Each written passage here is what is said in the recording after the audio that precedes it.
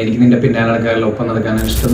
ആരാണ് യഥാർത്ഥ പങ്കാളി? എൻ്റെ ഒരു ഫ്രണ്ട് എനിക്ക് കുറച്ച് ദിവസം മുമ്പ് മെസ്സേജ് അയച്ചിട്ട് ഈ ഒരു ടോപ്പിക്ക് ചെയ്യണമെന്ന് പറഞ്ഞിരുന്നു. ഓക്കെ, അപ്പോൾ let's go to the video. ഒരു റിയൽ പാർട്ട്ണർ, ഒരു യഥാർത്ഥ പങ്കാളി എന്ന് പറയുന്നത് അത് നിങ്ങൾ ഒരിക്കലും കംപ്ലീറ്റ് ആക്കുന്ന ഒരാളല്ല.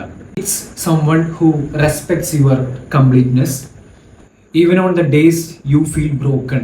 നിങ്ങൾ വൾണറബിൾ ആയിട്ടിരിക്കുന്ന സമയം, നിങ്ങൾ മോസ്റ്റ് ഡിഫിക്കൽട്ടായിട്ട് കടന്നു പോകുന്ന എല്ലാ സിറ്റുവേഷനിലും നിങ്ങളെ റെസ്പെക്റ്റ് ചെയ്യുന്ന ഒരു, അതുപോലെ they don't just hold your hand in public.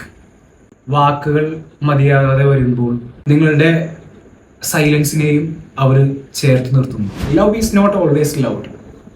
പിന്നെ ചില സമയത്ത് അത് നിശബ്ദമായിട്ടുള്ള പിന്തുണയാണ്, ക്വയറ്റായിട്ടുള്ള സപ്പോർട്ടാണ്.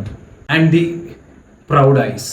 ഈ ലോകം നിന്റെ കൂടെ ഇല്ലെങ്കിലും ഞാൻ നിന്നോടൊപ്പം ഉണ്ട് എന്ന ഭാവത്തിലുമുണ്ട് ആ സ്നേഹം. And a partner is not above or behind you. Bangalore ഡേയ്സിൽ അജു സാറിനോട് പറയുന്ന ഡയലോഗിൽ എനിക്ക് നിന്റെ പിന്നാലെ നടക്കാനല്ല, ഒപ്പം നടക്കാനാണ് ഇഷ്ടം എന്ന് പറയുന്ന സെയിം സാധനം തന്നെ. അങ്ങനെ ആർക്കെങ്കിലും അങ്ങനെ ഒരാളായിരിക്കുക എന്നത് ഏറ്റവും ശക്തമായ എന്നാൽ അധികം വിലമതിക്കപ്പെടാത്ത ഒന്നാണ്. So choose the love that respects. നമ്മളെ ബഹുമാനിക്കുന്ന ആളുടെ സ്നേഹം തിരഞ്ഞെടുക്കാനായിട്ട് ശ്രമിക്കുക.